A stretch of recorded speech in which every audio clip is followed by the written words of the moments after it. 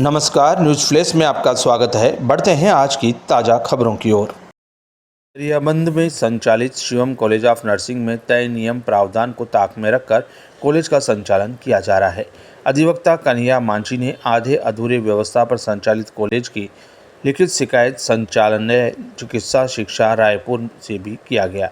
विगत 10 वर्षों से गरियाबंद में संचालित इस कॉलेज के पास न खुद का भवन और न ही स्वयं का कैंपस है। किराए के मकान में किसी तरह का संचालन खानापूर्ति किया जा रहा है।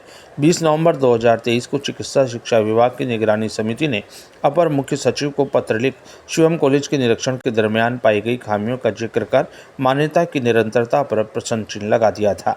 रिपोर्ट में कहा गया था कि संस्था द्वारा भारतीय उपचर्या परिषद द्वारा निर्धारित मापदंडों का पालन नहीं किया गया है।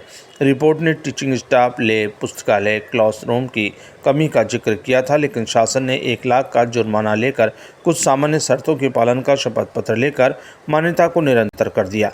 लेकिन कॉलेज की तस्वीर आज भी वैसा ही है जैसा निरीक्षण की टीम ने साल भर पहले पाया था। भवन निर्माण स्तर पर केवल बोर्ड लगा के निर्माण शुरू करने की महज औपचारिकता पूरी कर लिया गया है। सर, हमारी इंस्पेक्शन की गई थी, फिर से दोबारा हमने अप्लाई किया था।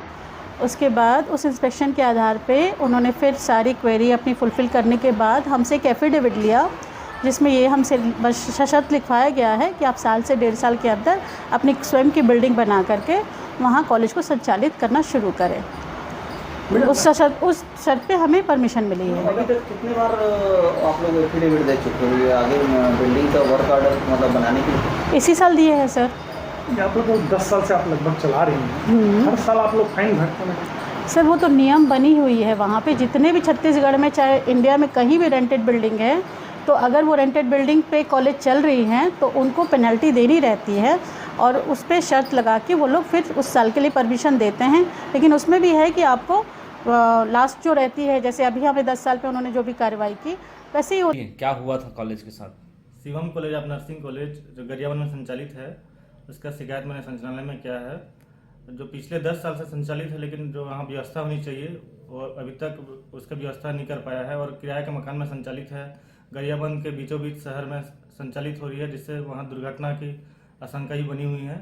और जो फर्स्ट ईयर, सेकेंड ईयर और फोर्थ ईयर तक वहाँ क्लास है, जो लगना चाहिए वहाँ पर व्यवस्था हो ही नहीं पा रही है। और जो प्रैक्टिकल के लिए भी लैब होना चाहिए वो भी नहीं है।